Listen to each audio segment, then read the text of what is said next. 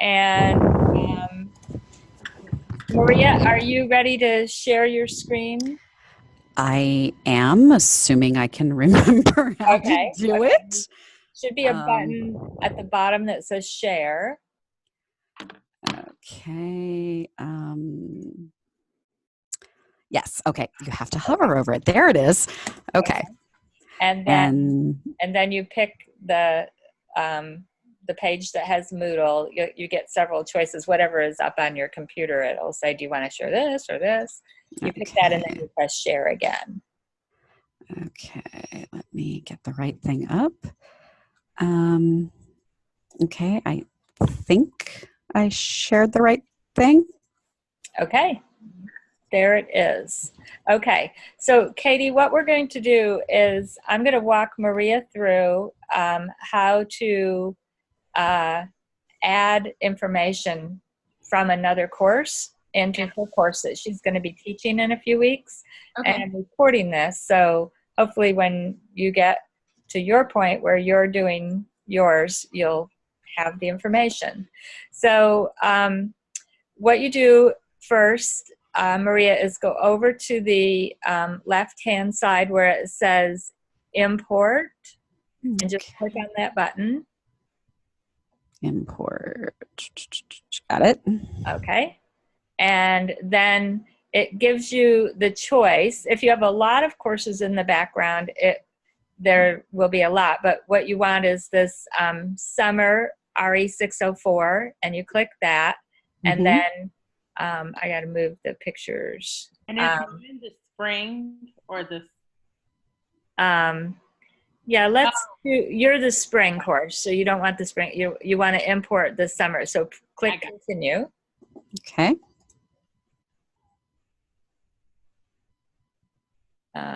Okay, and just leave all that stuff checked. We're going to import everything, and then if you don't want some of the stuff later, you can take it away. Okay. So then you just click next, and again, it's got everything checked. You go down to the bottom of the page and click next or continue. Same thing again. Okay. Perform import. Okay. Okay. And now it's doing it. See how quick that is, and then just continue. So now your class is full. So you see, usually under this announcements section, let me tell you one other thing. Go over to where it says turn editing on, and that's on the right-hand side at the top. Okay. Okay, and now you see the buttons say edit all the way along. So in the announcements section, that's where I usually put the syllabus, and if anything changes in a class, I'll put it up there at the top so students see it when they open the page. And if I'm going to be using Zoom with the students at some point, I'll put the link to the Zoom room there, so then they have that. So your class begins. Looks like it's already gotten the weeks set. So this is kind of, every time I do this, they change some things, but it used to be that you would import something and it would have the old dates, and then you would have to go in and change it. So let's say you want to change something about this March 11th to March 17th. A lot of times what I want to do is I want to put the actual day of the class. So you would go to the button that says edit right across from there, and you click on that. And then you can do a number of things. You can edit the week, so you can add some things there. You can hide the week, or you can delete it. So at this point, we're going to edit it. Is this based on the Joule platform? It looks very similar. Okay, I don't know what that platform is, but I know we used to use Blackboard, and you know, I'm sure they're very similar. Joule looks much more like this than Blackboard. Just curious. Okay, so again, if you want to leave that saying March,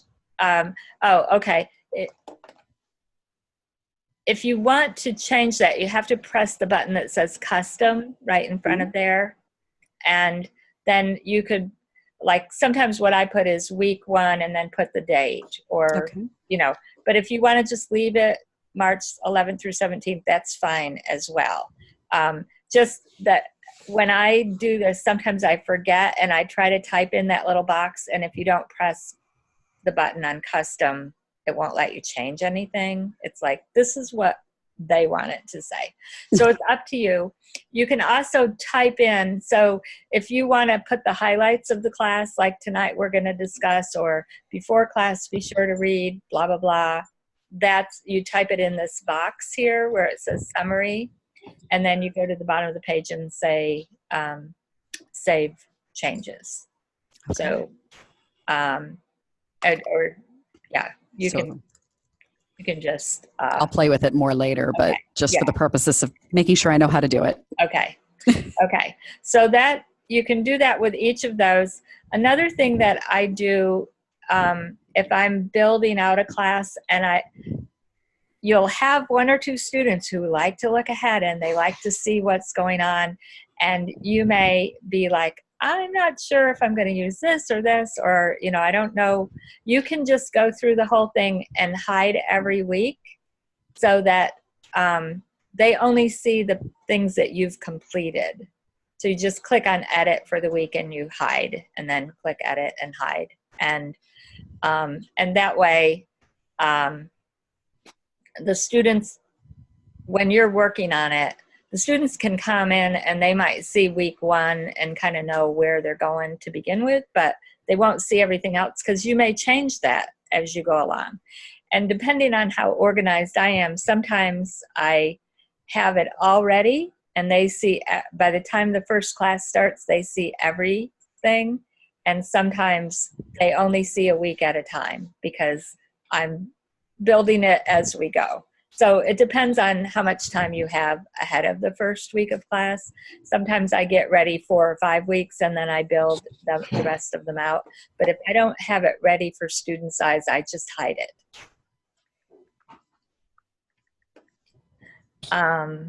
Okay, so then the other thing that I want to show you is how you add something that you might want to do. So let's say in week 1, so you click on the button where it says add an activity, or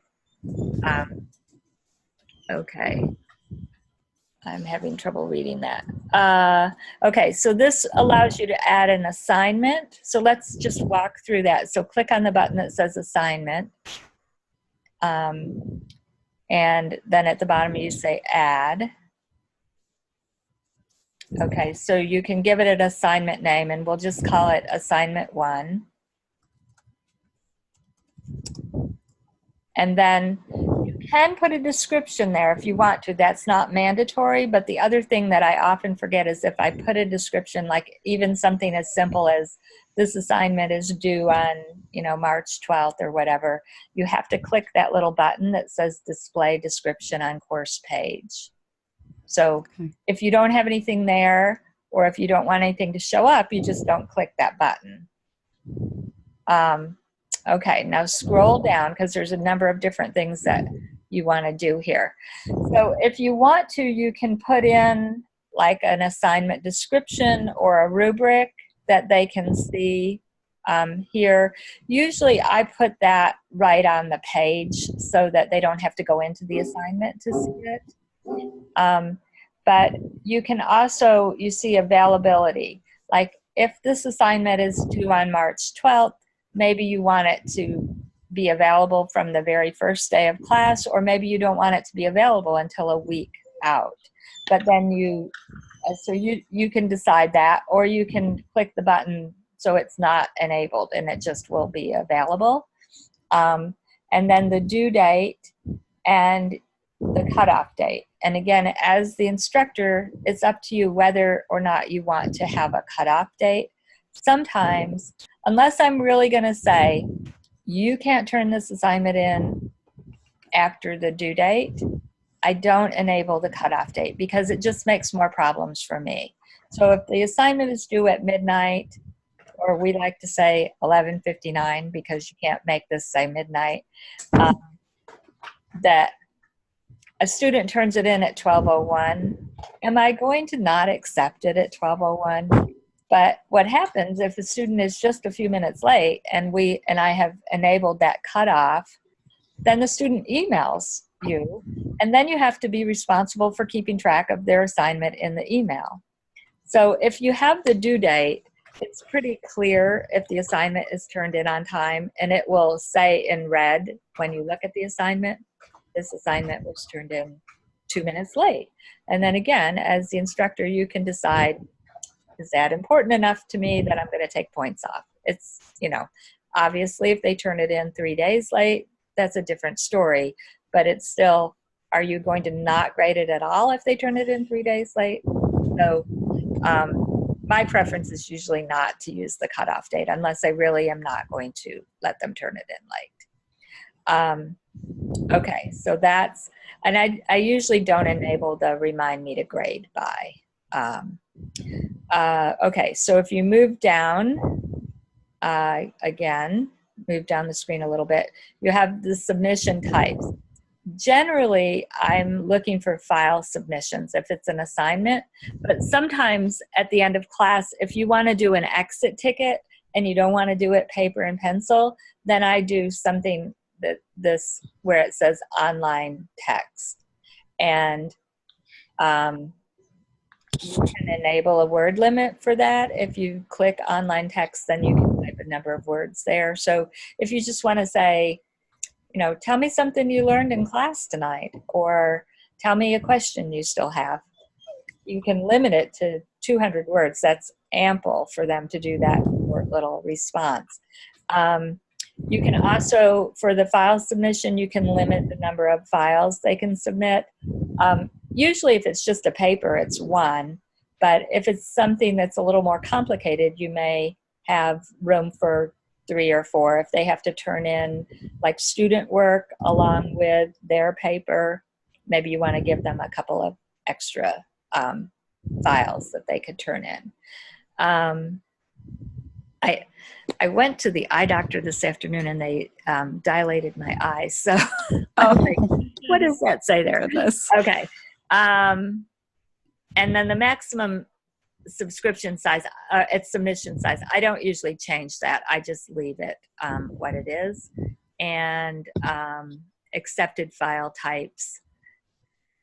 That is something new. So click on that, choose, and see what that does. Okay. Wow. So it has all kinds of things.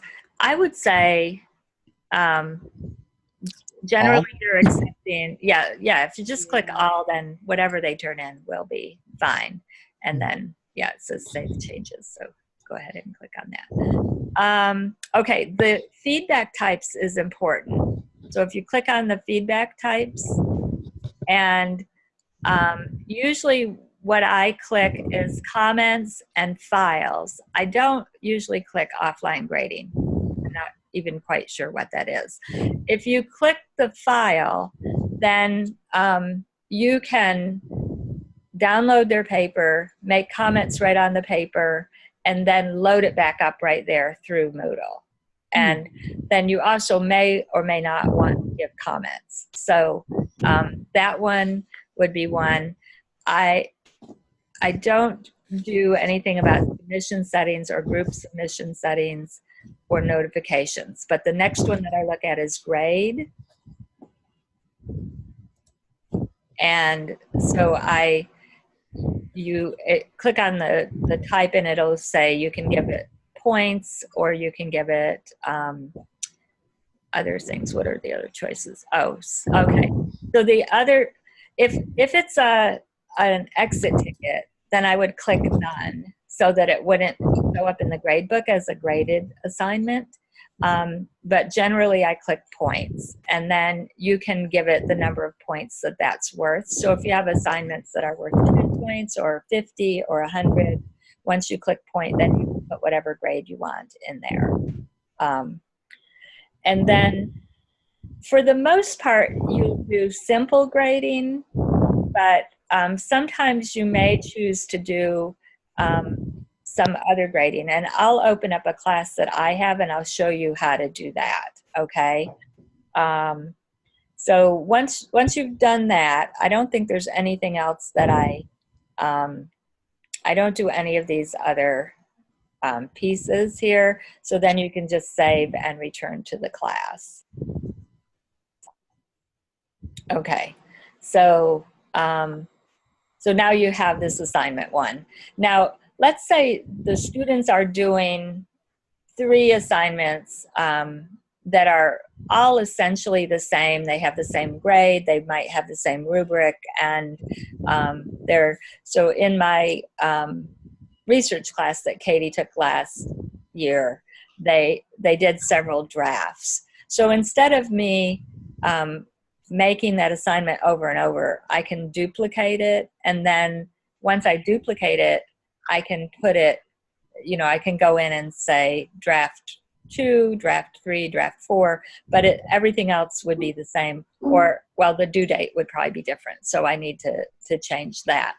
So the other thing is, you all, since you're transferring information into your class, you may not be building the assignments yourself. You may be, you may just be using an assignment that's already there.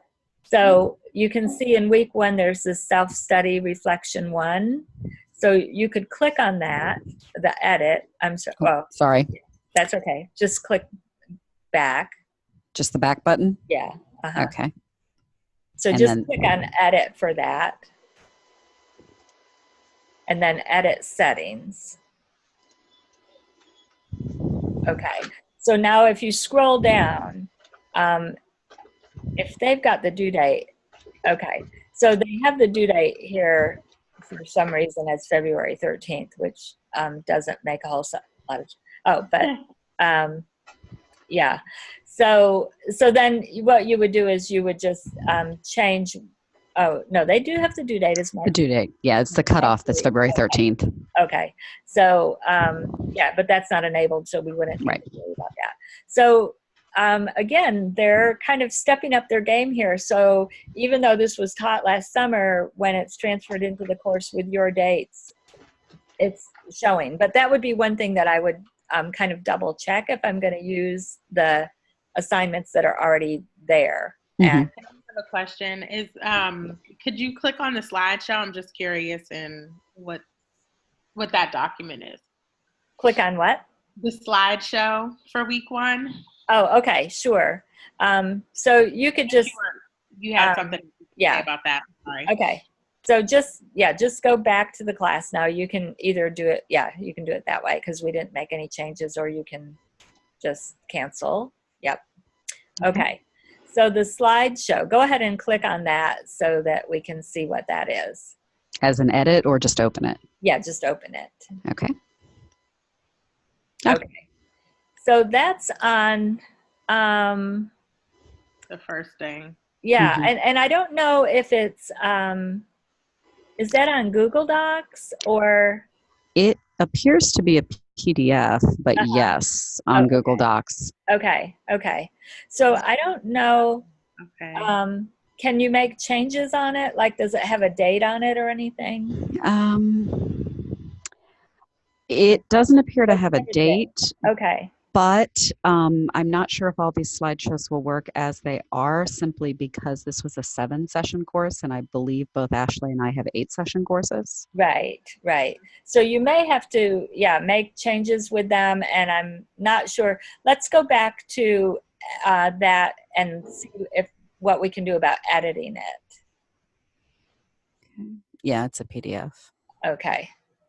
So, so if you go into edit and see if that's possible. Mm-mm. Okay, so it is a PDF. So unfortunately, because it's a PDF, one thing that let me make a note.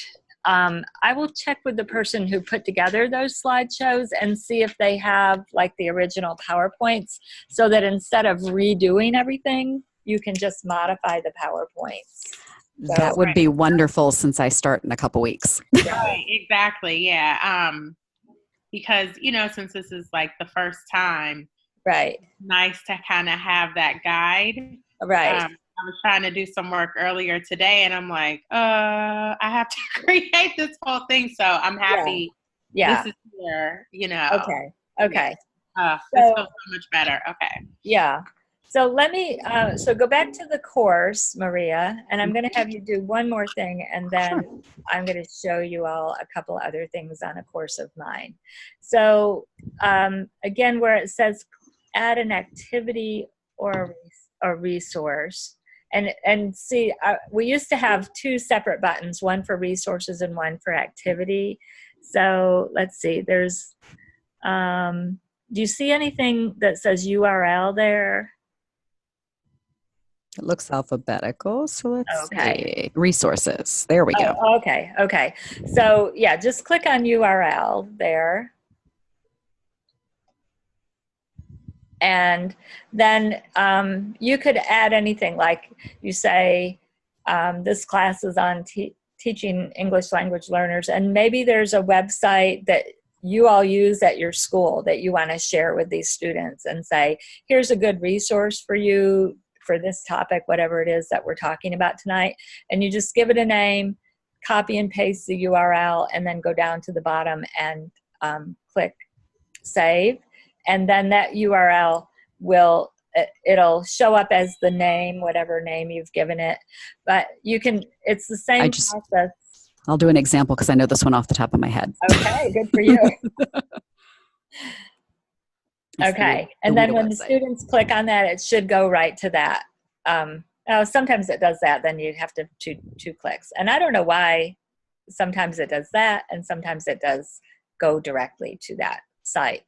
But so that could be something that you all may want to add, those kinds of things. You use the same process if you're going to add a document. So if you have some assessment tool that you use that you want to share with them, you can add that as a document. Then all the students can download that and they can use that. If you have something that's your personal stuff that you want to share with students, but you don't want it kind of out there, then you can put your name on it and share it as a PDF rather than sharing it as a Word document. So that part would be up to you. But if it's just something, where you have a little chart that's some good information you want to share with students or whatever, I would just do it as a Word document. But again, if it's kind of proprietary information and you want to share it, but you want to make sure if they share it, it has your name on it, then you would do it as a PDF. Okay, so go ahead and stop sharing. And I am going to, let's see, share. Let me get into a class. I think I'll share.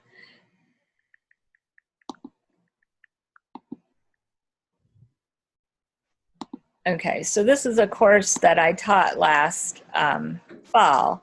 So it's all built out, but I'm going to show you what you might do with some grading. Let me see. What I do with my courses, and I just have started doing this, is I do the announcements and then I do assignments. And so they have assignments due at a certain date and then at another date. And then once I've listed all the assignments, and that has all the portals for turning things in, then I do my week 1 and my week 2. And so when they need to turn an assignment in, it's always up here at the top. But again, that's a personal choice, however you want to set that up. When you're just beginning, I would just say, set it up the same way the person who did it before, because it's easier to copy it all in and then make small changes rather than trying to change big things. I'm looking to see if I have something with a I think that this has. So the lesson and analysis, I'm going to go into edit and I'll edit the settings. And what I have down here, oh, what shot me back to the top of the page. I want to look and see if I had. Sorry Okay, about that. so I use something called a grading guide. So you have the option of simple direct grading, grading guide, or a rubric. Even if you have a rubric for the class, I would not recommend using the rubric, because if you use the rubric, let's say the whole assignment is worth 50 points, and you say, oh, this part of the rubric is worth 10 points, and this is what you have to do to get the 10 points. That, let's say, you know, and this is what you do if you get 8 points and 6 points, or, you know, all of that. You've got that all set up. But there's a student who just doesn't quite get those 10 points, but they're not low enough to get 8 points.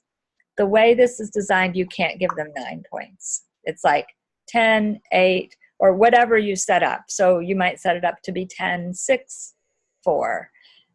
They can only get a 10 or a 6 or a 4. They can't get 7, 8, or 9 in that section of the rubric. So what I use is the grading guide instead. And once you set up that you've chosen that it's a grading guide, then you can say save and display. And so here's what the assignment looks like when the students have turned everything in. And then over here to the left, let me see. Okay, you click on advanced grading, and then I have this, okay. It says, so then I have to develop a grading guide. So I'm going to develop a grading guide, and I'm going to start from scratch. So I would click on this button over here, and then I would just call it whatever the assignment is. And I usually don't do a description, but this, I would say, okay, let's say this is for the research project. So I'm going to, the criteria for this part of it is the initial question. And then you could describe for the students. Students must have, and maybe there's 2 or 3 things that you want to be included in that initial question. So you just would list everything you want. The description for the graders, I don't ever fill that out, because it's like, I don't, you know, it wouldn't be different than what it would be for the students, to me. And then the maximum score. So again, let's say, I don't remember how much this particular assignment was worth, but this part of the assignment is going to be worth at the most 5 points. And then you would add other criteria, you know, what's the next thing I'm looking for. So again, if you have a rubric that the students have seen, you would use the same criteria that you've gotten on that rubric, and then you would just use the highest end. So a lot of times, if you've already developed a rubric, you can put that all in there. Just copy and paste it. So here's the criteria, here's the description, and this part, maybe this part is worth 10 points. It's whatever you have decided. But again, when you grade it using the grading guide, then you are able to give them any from 0 to 10, any number you want to give them. So you don't have to do this grading guide.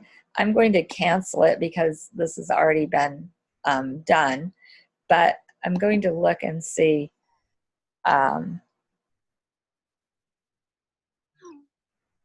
Okay, I know there's a grading guide here. So I'm going to show you what that looks like. So if I go into the assignment that the students have all turned in, and I'm going to view the submissions, and these are undergrads. Hopefully you don't know any of them, but their grades are here. So you can see here, okay, so Colleen did not turn this assignment in. So she's now 100 days late. So that's what it shows like. If she were to turn it in, let me see if somebody turned it in late. Yeah, here. Cassidy turned this assignment in 8 days and 21 hours late. This person turned it in 41 days late, which I think what happened is she had to redo it several times. But anyway, let's look at, so once they turn it in and you see that it's there, you can click on grade, and then it will show up over here. It takes a little while for it to show up here. But anyway, here's my assessment information. So for the writing case study, they needed to have this and this, and then you can make little comments to them, and then this person got 10 points out of that 10 points. And then this was 30 points, and she got 26 points. So again, I don't know why it's not showing up, but sometimes this works better than others. So, so for this particular assignment, if it shows up the way it's supposed to, I just read it and I look at my criteria, which I'm already familiar with, and I give comments back to the students and I give them their grade, and then I can submit it. And if I click at the bottom here, let me move my, whoops, the pictures are in the way. Okay. So I can save changes and I can save and show next. So if they've all turned everything in, I can just grade right on here. I don't have to download their assignments.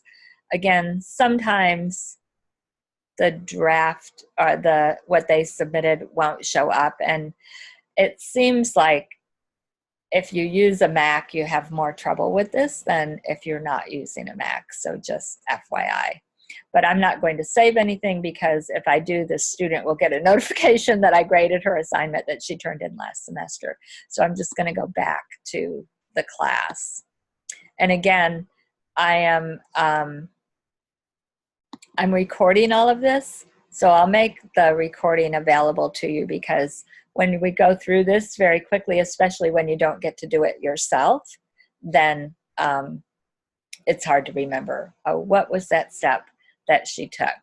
So again, you have to turn the editing on, and then you can do the you can edit, or you can hide. So as I talked about, I can just hide this whole, it's still listed as a week, even though this is assignment. So if you were a student in that class, then you wouldn't be able to see that section that I just hid. But as you can see, as a faculty member, if you're the controller of that class, you can see it. So I could go in and make changes here. And when I have it ready that I think, okay, now I want the students to see, then I can just go back to that button and show the week. Okay. And then the grade book, if you have all the assignments throughout your weeks, or however you've positioned your assignments, when you go to this button that says grade book setup, I don't usually do anything from here as far as setting anything up, because it gets set up automatically, but then I might want to view it. So again, here's all the students' names, and if I move across the screen, I can see, okay, so here's this lesson plan with technology that Ashley didn't turn in.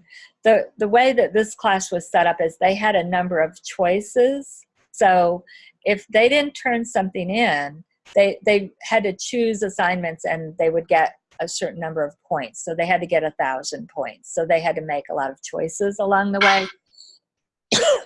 So as long as I don't put a 0 there, that doesn't count against her for not turning that in, because she turned in, what I have to do as the instructor is just kind of double check a couple times throughout the semester and make sure they've earned enough points. Because let's say Patricia didn't do a webinar attendance, which was worth 50 points, but she only has 950 points. So then I would have to put a 0 there because she didn't.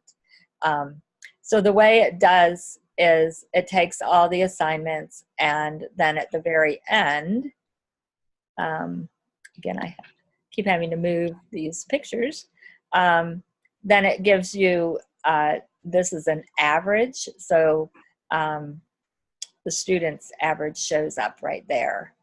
And again, if I were to put zeros in these places where they didn't turn in an assignment, then it would really mess that up. But it kind of works well for me. Sometimes when you have students and there's not a choice and they don't turn in assignments, and then you do have to put a grade in there if there's not an assignment. But this is how you can check. And once you put the grade in through Moodle, the grade shows up here for you, but it also shows up for the student. So Mary can see, okay, I have 47, and she can also see, oh, I have a 97% average, so I'm not worried about this class. But of course, you know, Mary would be the type that with a 97, she's like, why don't I have a 99? Okay, so then we can go back into the class. Okay, so let me see if you have questions about any of the things that we've talked about.